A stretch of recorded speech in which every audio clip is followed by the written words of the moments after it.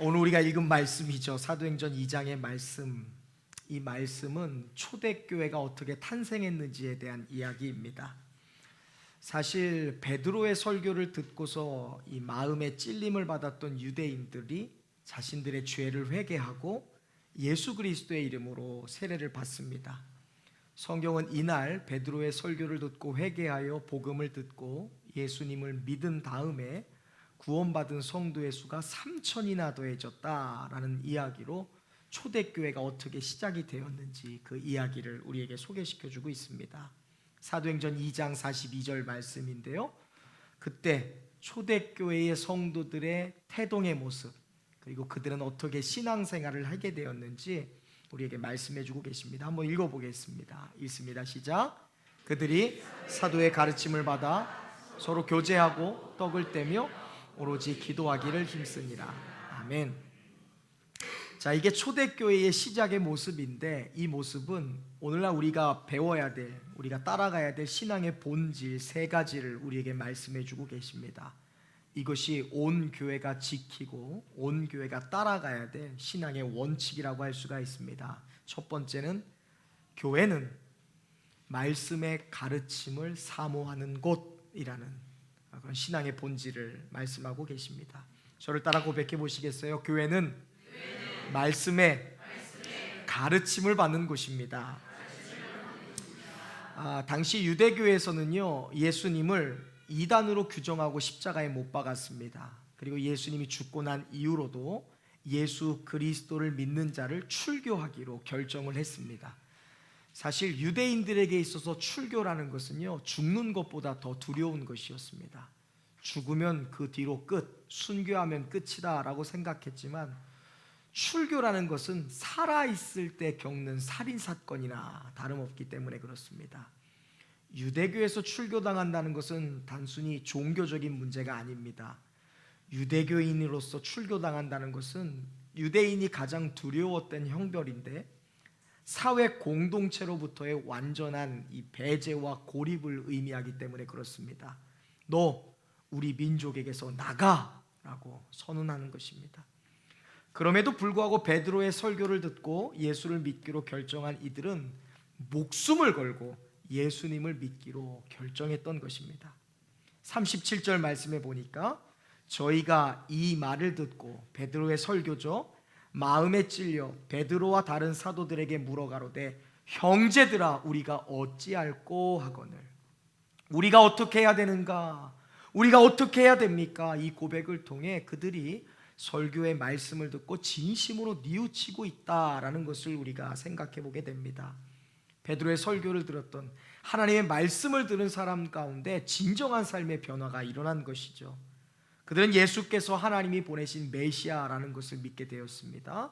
그리고 그 하나님이 보내신 메시아를 내가 십자가에 못 박아 죽었다라는 것을 깨닫게 된 것입니다. 여러분, 이것이 하나님의 말씀이 가진 능력인 줄로 믿습니다. 하나님의 말씀은 살아있고 힘이 있기 때문에 사람의 심령을 변화시키는 능력이 있습니다. 말씀은 사람을 변화시켜요. 예수님을 새롭게 보게 하고 나 자신을 새롭게 마주하게 하는 것이 바로 말씀의 능력인 것입니다. 교회는 이러한 말씀이 선포되는 것입니다. 하나님의 말씀에 대해, 예수 그리스도의 사역에 대해, 그리고 성령의 가르침을 받는 곳, 그것이 바로 교회인 것입니다. 여러분의 삶이 하나님의 말씀을 사모할 수 있기를 바라고요, 그리하여 말씀 그대로 이루어지는 그런 신앙의 원칙의 사람이 되시기를 주님의 이름으로 축복합니다. 두 번째, 교회는 서로 교제하는 기쁨으로 충만한 곳입니다. 우리 옆 사람과 한번 이렇게 인사해 보겠습니다. 저와 사귀실래요? 네. 여러분, 교회는 그런 곳입니다. 서로와 서로 간에 정말 교제의 기쁨으로 충만한 곳, 그것이 바로 교회입니다. 하나님은 한 사람이 아니라 여러 사람을 교회로 부르셨습니다. 성도들이 함께 교제하고 서로 사랑하고 섬기는 것이 하나님의 뜻이죠. 요즘에는 인터넷 기술이 너무나 발달해서 집에서 홀로 예배드리는 분들이 많이 계세요. 왜 교회 안 나오십니까 하면 집에 65인치 TV에 인터넷에 꼭 교회 가지 않아도 정말 유명한 목사님들의 설교 얼마나 많이 들을 수 있고요. 또 요즘엔 온라인 헌금도 있어서 집에서 편안하게 그렇게 예배 드릴 수 있습니다. 굳이 구태여 뭐하러 애써서 현장에 가서 예배를 드립니까? 편리하게 예배 드릴 수 있는데요 라고 말합니다. 그런데 이것은 신앙생활에서 가장 중요한 본질, 신앙의 핵심, 코이노니아, 곧 성도의 교제를 놓치는 가장 안타까운 일이 될 수 있는 것입니다. 건강한 신앙생활은 여러분 홀로 하는 것이 아닙니다. 반드시 건강한 생활은 함께 다른 이들과 함께하는 교제에 있는 것입니다. 하나님은 우리를 교회의 지체로 보십니다. 예수 그리스도를 머리로 하여 우리 각자가 그 예수 그리스도의 머리를, 그리고 우리가 손과 발이 되어 한 몸을 이루는 교회로서 우리를 부르고 계시는 것입니다. 나무에서 떨어진 가지가 있다면 이 가지가 얼마나 살 수 있을까요? 물을 떠난 고기가 얼마나 살 수 있을까요? 나무에서 떨어진 가지가 시간이 지나면서 메말라 죽게 되듯, 그리고 물을 떠난 고기가 얼마 뒤에 숨을 거두게 되듯, 교회 공동체에서 떨어진 사람의 신앙도 결국 메마르게 되어 있는 것입니다. 그러므로 성도는 반드시 지역 교회 안에 속해 있어야 합니다. 그 누구도 혼자서는 온전한 신앙생활을 할 수 없는 것입니다.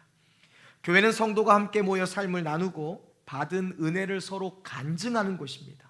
그리고 사랑의 떡을 떼는 곳이어야 됩니다. 바로 이 연합의 기쁨과 은혜와 축복이 더해지는 그곳에 여러분의 영혼이, 여러분의 몸과 마음이 함께 할 수 있기를 주님의 이름으로 축복합니다. 우리 교회가 교제의 기쁨으로, 간증과 은혜의 나눔으로 더욱더 풍성한 신앙생활을 영위하는 교회가 될 수 있기를 주님의 이름으로 축복합니다. 마지막으로 오늘 이 교회의 태동의 모습을 보면서 우리가 깨닫게 되는 신앙의 원칙은 이것입니다. 함께 읽어볼까요? 시작! 기도의 열기로 뜨거운 교회. 아멘. 우리 옆 사람과 인사합시다. 우리 교회는 기도의 불씨가 살아있는 교회입니다. 할렐루야. 예수님은 성전을 가리켜 만민이 기도하는 집이라 말씀하셨습니다. 그런데 오늘날 교회에서 기도가 사라지는 것이 너무나 안타깝습니다. 교회는 좀 낙후돼도 돼요. 교회는 좀 시설이 열악해도 됩니다. 또 교회는 좀 세련되지 않아도 돼요. 교회가 좀 세상만큼 세련되면 뭐합니까? 교회는 겉모습으로 오는 것이 아니에요. 다른 것은 다 후패하고, 다른 것은 다 낙후되고, 다른 것은 다 세련되지 않아도 교회는 반드시 기도의 불이 살아 있어야 합니다. 교회는 기도의 열기로 뜨거워야 됩니다. 문제는 오늘날 많은 교회가 이 기도의 온기가 사라지고 있다는 것이죠. 과거 교회는 심령이 가난한 성도들이 와서 언제든지 마음껏 기도하는 장소였습니다. 2-3시간씩 모여서 기도하기도 하고, 기도로 문제를 돌파하기도 하고, 기도로 하나님의 사인과 응답을 얻기도 하고, 기도로 하나님이 조명하시고 하나님이 계시하시는 그 뜻을 발견하기도 했습니다. 눈물로 제단을 적시던 성도들의 골방이 교회였어요. 그런데 오늘날 시간이 흐를수록 교회 안에서 기도하는 풍경이 사라지고 있습니다. 저는 감사한 것은 이번 기도 성회를 통해 우리 교회의 기도의 불씨가 더 뜨겁게 타오르고 있다는 거예요. 새벽마다 부르짖는 기도의 소리가 계속 울려 퍼지고 있어요. 예전에는 제가 여기서 제단에서 기도하다가 하나님이 영감 주시면 저는 또 그거 갖고 설교 준비해서 내려가는데, 제가 내려가서도요 1시간 동안 이 불씨의 기도가 떨어지지 않습니다. 너무 감사해요. 하나님, 우리 교회가 기도의 열기가 살아있으니 감사합니다. 이번 기도를 성회를 통해 우리 성도들의 뜰의 기도가 돌파돼서 주의 성소의 기도를 향해 나아갈 수 있는 그런 신령한 기도를 주시니 감사합니다. 여러분, 일찍이 우리의 선조들은요, 기도가 없는 교회는 총을 잃어버린 병사와 같고, 기도가 없는 성도는 이 펜이 부러진 작가와 같다라는 그런 이야기들을 우리 선조들은 했습니다. 기도가 없으면 교회는 아무런 능력도 남지 않습니다. 기도야말로 모든 사역의 출발점이고, 기도야말로 교회와 성도를 살아 숨쉬게 하는 원동력인 줄로 믿습니다. 저는 우리 교회가 기도로 더 충만할 수 있기를 바랍니다. 기도의 횃불이 활활 타오르는 교회가 될 수 있기를 바랍니다. 그래서 모든 약한 것들을 강하게 하는 기도의 능력으로 충만할 수 있기를 소망합니다. 2000년 전 사도들을 통해 복음을 듣고 변화를 받아 개종을 했던 이 유대인들은 사실 예루살렘을 방문했던 사람들이에요. 그 예루살렘에 살던 사람들이 아닙니다.